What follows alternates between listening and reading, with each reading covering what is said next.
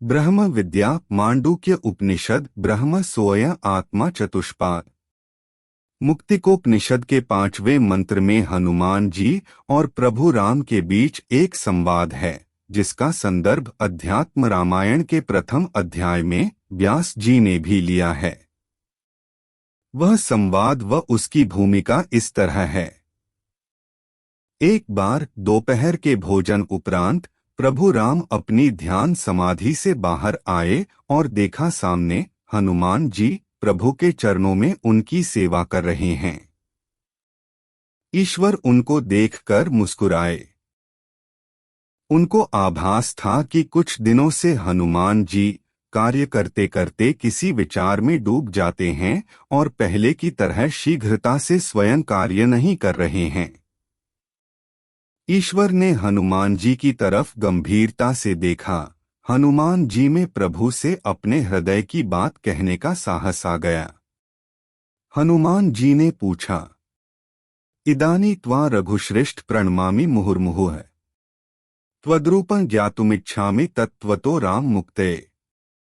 अर्थात हे रघुकुल श्रेष्ठ, मैं आपको बार बार प्रणाम करता हूँ। आप तत्व रूप हो, आप सत्य चित्त आनंद रूप हो। मैं आपके उस रूप के ज्ञान को जानना चाहता हूँ जिसके ज्ञान मात्र से जीव मुक्त हो जाता है। मैं भी उस रूप के ज्ञान को पाकर मुक्त होना चाहता हूँ। फिर हनुमान जी आगे प्रार्थना करते हैं, अनायासेन येनाहं मुच्येय भवबंधनात् कृपया वद में राम येन मुक्तो भवा में हैं। अर्थात हे प्रभु राम, मैं आपका स्वरूप जानना चाहता हूँ जिससे मैं इस महाबंधन से अनायास ही मुक्त हो जाऊं। सभी साधु व संत जिस रूप के ज्ञान मात्र से ही इस भवबंधन से मुक्त हो जाते हैं और आपके स्वरूप में मिल जाते हैं, मुझे भी वही ज्ञान देकर कृतार्थ करें। प्रभु ने कहा, हे महाबाहो हनुमान, तुमने बहुत अच्छा पूछा। मैं अपना स्वरूप तुमको बता रहा हूँ। तुम अपने मन बुद्धि और चित्त को एकाग्र होकर सुनो। वेदांते सुप्रतिष्ठोह वेदांतम समुपाश्रयः, अर्थात मेरे स्वरूप का सम्यक बोध तो वेदांत से ही होता है। इसलिए मेरा स्वरूप जानने के लिए वेदांत का आश्रय ले लो। अर्थात ज्ञान द्वारा ही मुझे जाना जा सकता है। यह ज्ञान का अर्थ सांसारिक ज्ञान से नहीं है। ज्ञान का अर्थ वेद व उपनिषद के ज्ञान से है। संसार के ज्ञान अर्थात कला, भाषा, वाणिज्य, गणित आदि की अंतिम सीमा वेद व तत्व ब्रह्मन ज्ञान है और वेदों के ज्ञान को ही अध्यात्म जगत में ज्ञान कहा जाता है।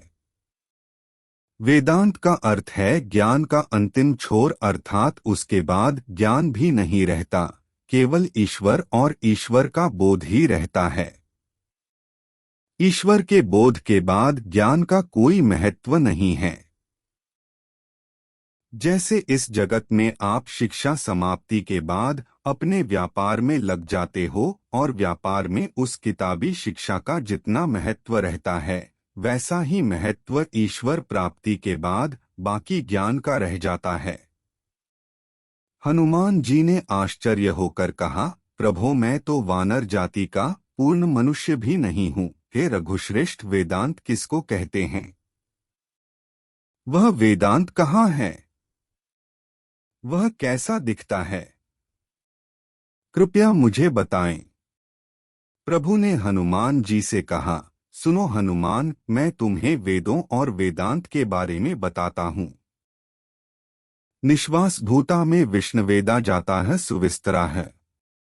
तिलेषु तैलवद वेदे वेदांत सुप्रतिष्ठित है। अर्थात ईश्वर अथवा परमात्मा की निश्वास स्वरूप ये 4 वेद हैं।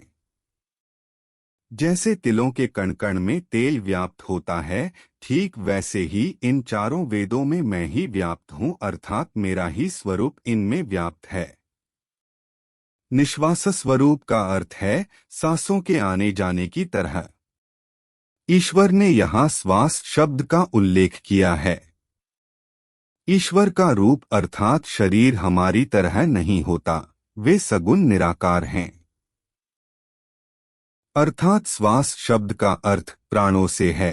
प्राण अर्थात व्याप्त होकर स्पंदन, गति, हिलने डुलने की क्षमता। प्राणों अर्थात वायु की यही क्षमता। श्वासों से वायु सारे शरीर में व्याप्त होती है और शरीर का हर अंग प्राणमय रहता है।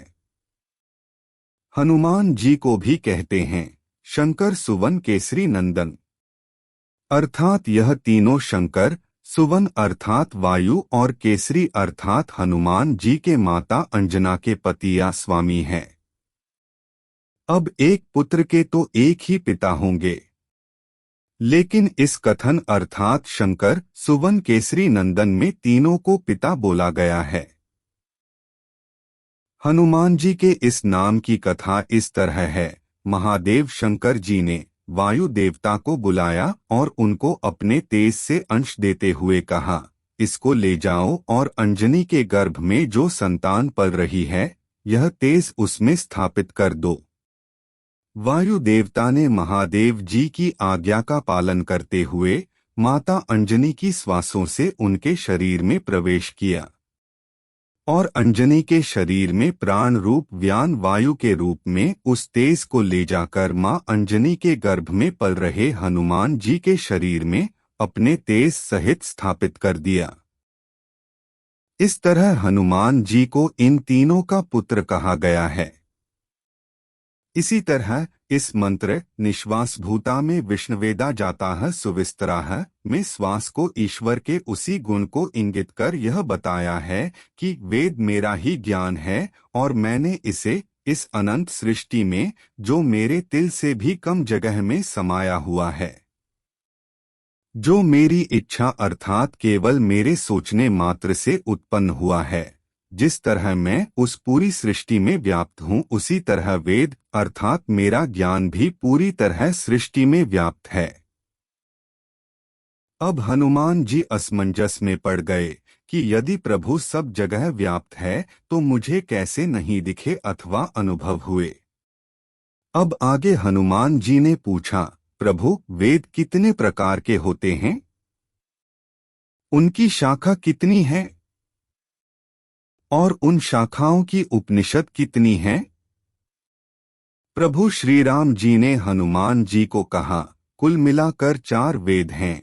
उनके नाम इस प्रकार हैं, ऋग्वेद, यजुर्वेद, सामवेद और अथर्ववेद। उन चारों वेदों की 1180 शाखाएं हैं। ऋग्वेद की 21 शाखाएं हैं।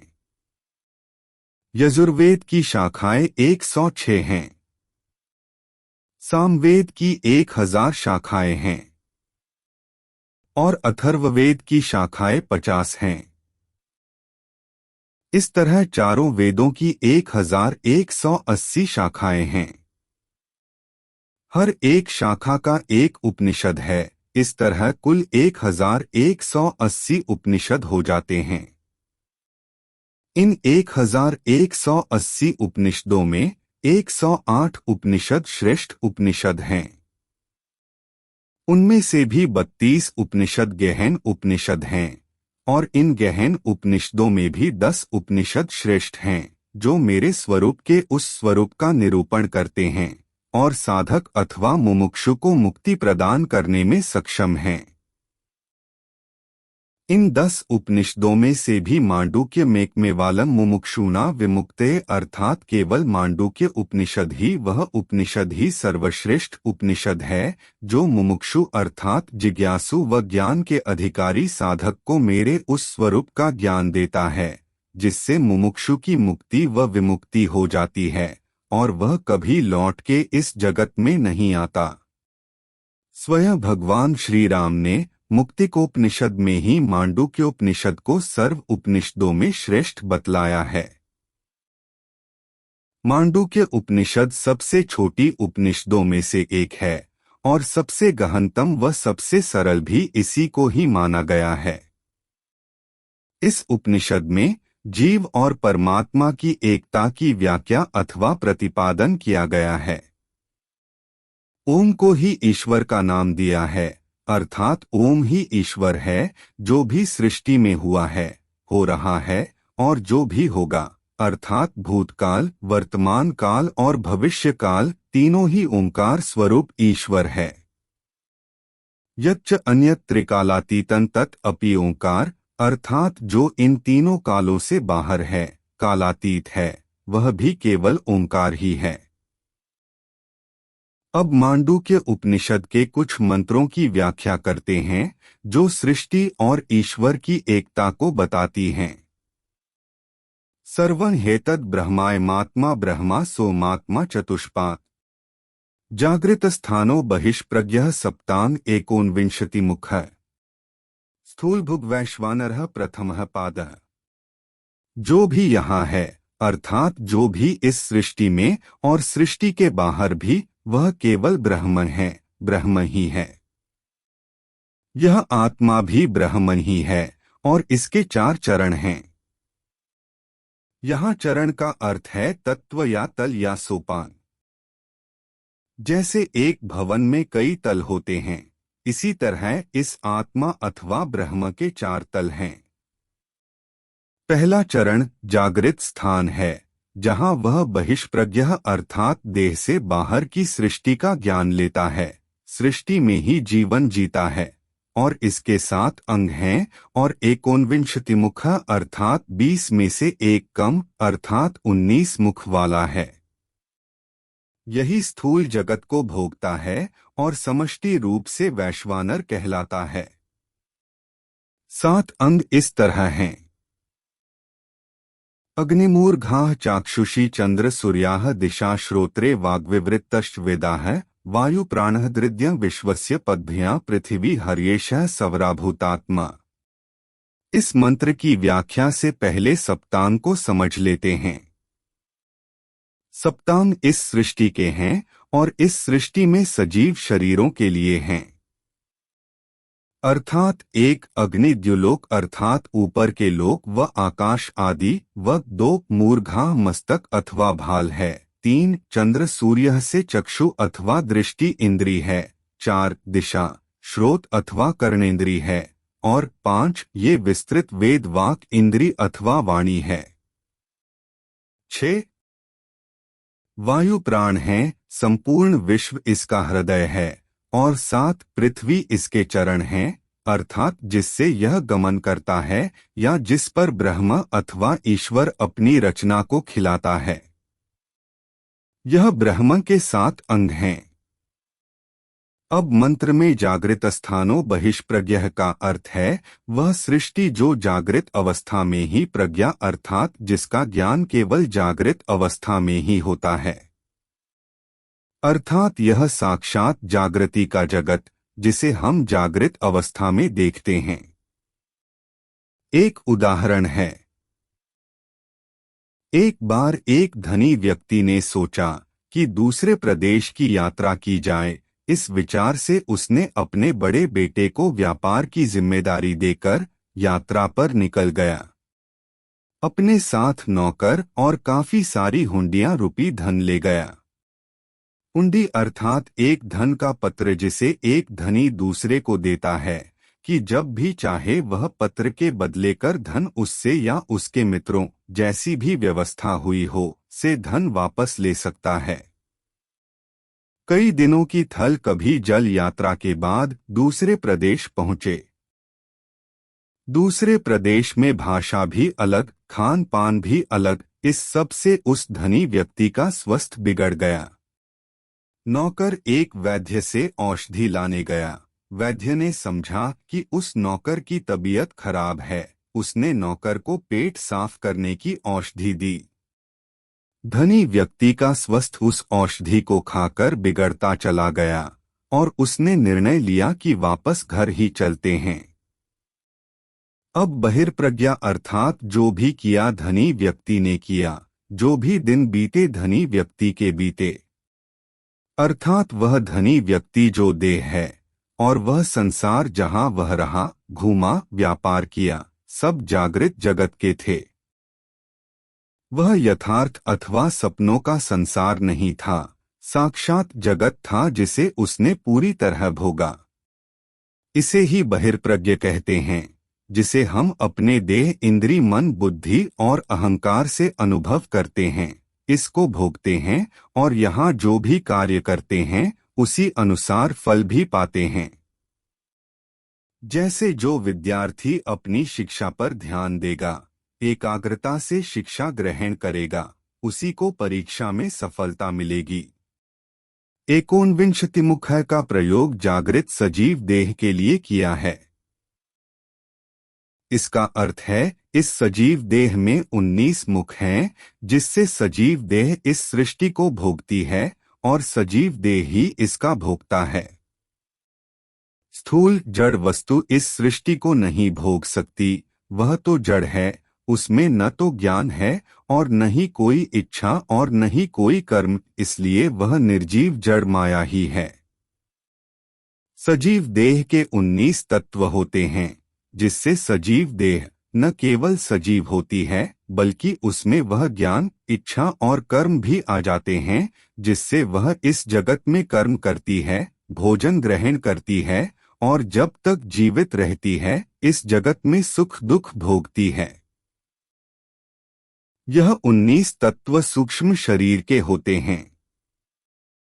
इनमें 5 कर्मेंद्रियां जैसे पाद, पैर, पाणी, हाथ, वाक, वाणी, पायु, मलद्वार और उपस्थ जन्नेन्द्री।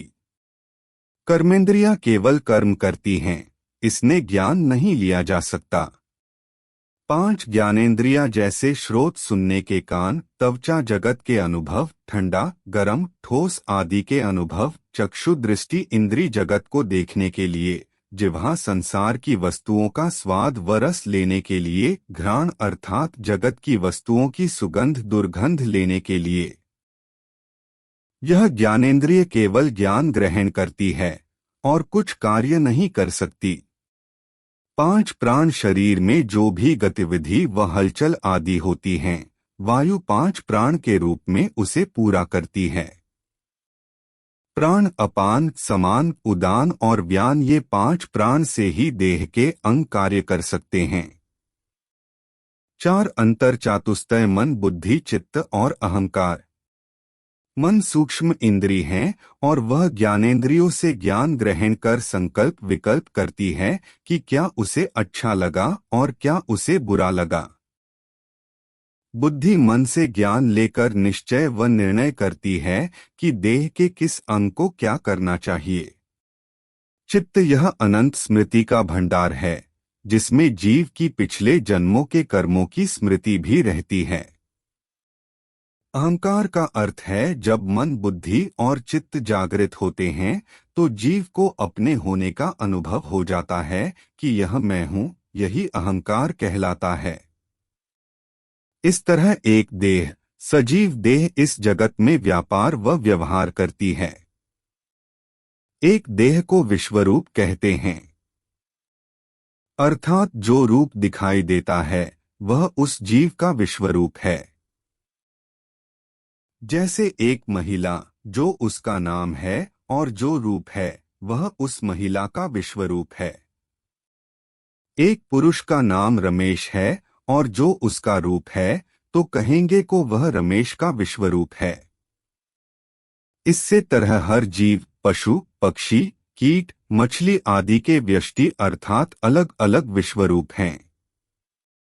यदि इन सब रूपों को एक साथ मिला दिया जाए तो वह समष्टि अर्थात सब मिलाकर उस रूप को वैश्वानर कहा जाता है।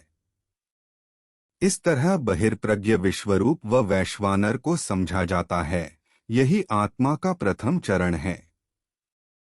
स्वप्न स्थानोन्तः प्रज्ञः सप्तांग 49 मुखः प्रविविक्त भुक्तैत्सो द्वितीयः पादः।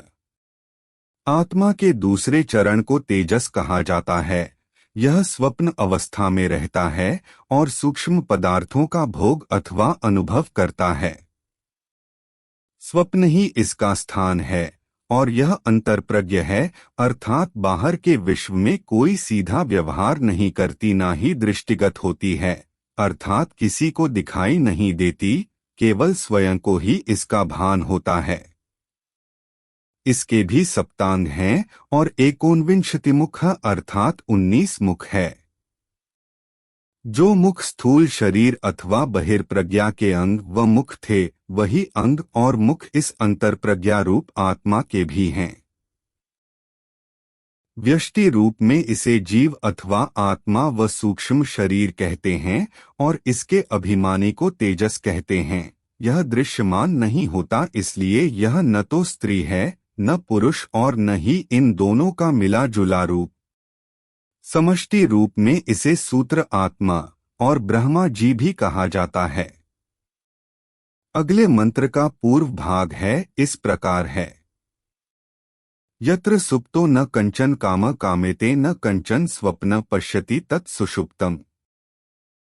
यत्र सुप्तो अर्थात यत्र का अर्थ यहाँ होता है, लेकिन इस मंत्र में यत्र का अर्थ है जिस काल में। जैसे एक श्लोक है, यत्र नार्यस्ते पूजन्ते। इस मंत्र में यत्र का अर्थ यहाँ न होकर अर्थ है जिस काल में, और जिस स्थान में नारी का पूज्यार्थे का अर्थ है सम्मान है। सुप्तो अर्थात सुप्त अवस्था में या सोया हुआ है। वह इस तरह सोया हुआ है कि न तो कोई विषय कामना करता है, न ही कोई विषय कामना ही कर सकता है, और न ही किसी तरह का स्वप्न देख रहा होता है। तत्सुषुप्तम अर्थात इस अवस्था को सुषुप्ति कहते हैं। इस मंत्र का अगला भाग इस प्रकार है। सुषुप्त स्थान एकीभूतः प्रज्ञानघन एवानंदमयो ह्यानंदभुक् चेतोमुखः प्राज्ञस्तृतीयः पादः। सुषुप्त स्थान एकीभूत का अर्थात है कि सुषुप्ति स्थान में स्थूल शरीर व सूक्ष्म शरीर दोनों ही नहीं रहता, अर्थात दोनों एक होकर आपने कारण शरीर में लय हो जाते हैं। स्थूल शरीर का निर्माण सूक्ष्म शरीर के आधार पर होता है, अर्थात सूक्ष्म शरीर स्थूल शरीर का कारण शरीर है। यदि कारण शरीर न हो तो सूक्ष्म शरीर का कोई महत्व नहीं होता। जैसे एक वाहन एक जगह खड़ा कर दिया जाए, वाहन तो फिर भी कुछ समय पश्चात ही नष्ट होना शुरू होगा, लेकिन बिना सूक्ष्म शरीर के स्थूल शरीर तत्काल ही नष्ट व गलना शुरू हो जाता है। इसलिए सूक्ष्म शरीर को स्थूल शरीर का कारण अथवा चालक शरीर कहते हैं। सुसुप्ति अवस्था में यह दोनों ही लय होकर एक ही बन जाते हैं और दोनों की कोई उपाधि नहीं रहती। जैसे कि कई नदियां, यमुना व सरस्वती नदी गंगा जी में मिलकर अपना रूप व नाम छोड़ देती है और उनका नाम केवल गंगा ही रह जाता है। जैसे गंगा, गोदावरी आदि नदियां सागर में मिलकर अपना रूप और नाम छोड़ देती है और उनका नाम केवल सागर ही रह जाता है। ठीक इसी तरह सुसुप्ति अवस्था में न तो स्थूल शरीर रहता है, न ही सूक्ष्म शरीर रहता है। दोनों अपने कारण शरीर में मिलकर केवल चेतन कारण शरीर ही रह जाते हैं। इसी को एकीभूतः कहते हैं। प्रज्ञानघन का अर्थ है कि जब जागृत अवस्था और स्वप्न अवस्था में जीव को अपने नाम व रूप का पूरा ज्ञान होता है, अर्थात शरीर रूपी सोमेश नाम के बालक को दोनों स्थानों व अवस्थाओं में पूरा ज्ञान रहता है कि वह सोमेश है। अर्थात स्वप्न में भी वह अपने को सोमेश के नाम और अपने रूप से ही ज्ञानमय रहता है। लेकिन सुषुप्ति अवस्था में दोनों शरीर अर्थात जागृत अवस्था का स्थूल शरीर और स्वप्न अवस्था का सूक्ष्म शरीर अपने कारण शरीर में लय होकर एकीभूत हो गए और उनका ज्ञान भी घनीभूत हो गया। अर्थात अब चेतन तत्व को न तो स्थूल शरीर का अलग ज्ञान है और न ही सूक्ष्म शरीर का अलग ज्ञान है, और न ही स्थूल शरीर को अपना ज्ञान है और न ही सूक्ष्म शरीर को अपना ज्ञान है। केवल चेतन कारण शरीर ही एक भूत होकर उनका ज्ञान भी प्रज्ञानघन रूप में एक हो गया। एवानंदमयो ह्यानंदभुक् चेतोमुखः प्राज्ञस्तृतीयः पादः। चेतन कारण शरीर में न तो मन है जो कि सुख दुख की अनुभूति करता है, न ही बुद्धि जो दुख के भान से शरीर को उससे दूर रहने का निर्णय देती है।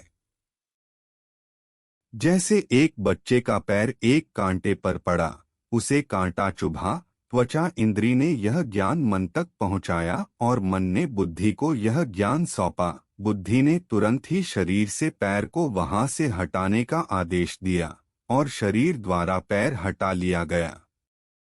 अब दूसरा उदाहरण देखते हैं।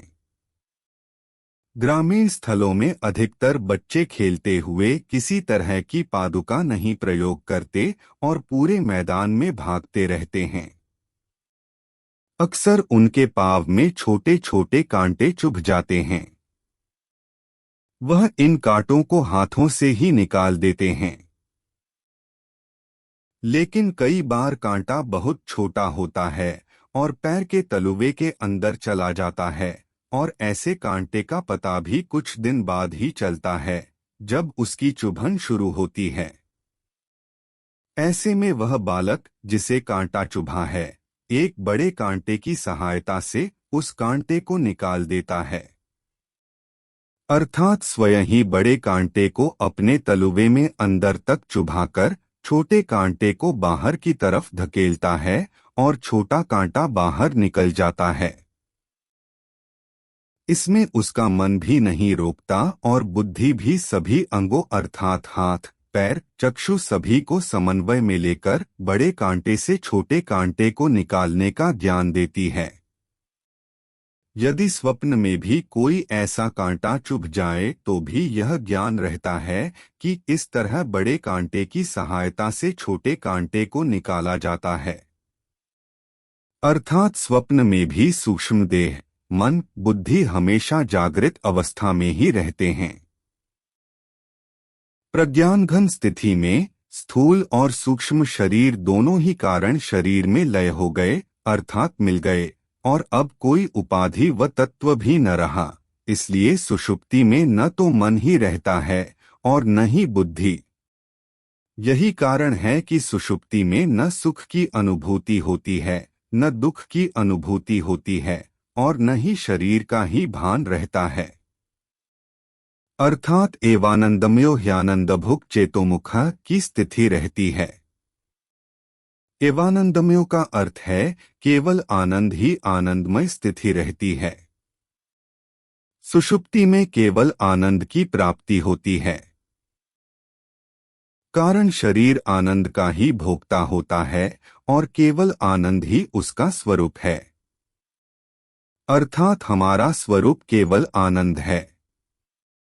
देह की कोई अवस्था अर्थात दुख, विपदा, मानसिक तनाव, शारीरिक अस्वस्थता, रोग आदि से दूर केवल आनंद का ही भान और भाव रहता है। जागृत अवस्था से मुक्त, मन और बुद्धि के संकल्प, विकल्प और निर्णयों से मुक्त केवल आनंद का ही जगत रहता है। चेतोमुख प्राज्ञस्तृतीयः पादः।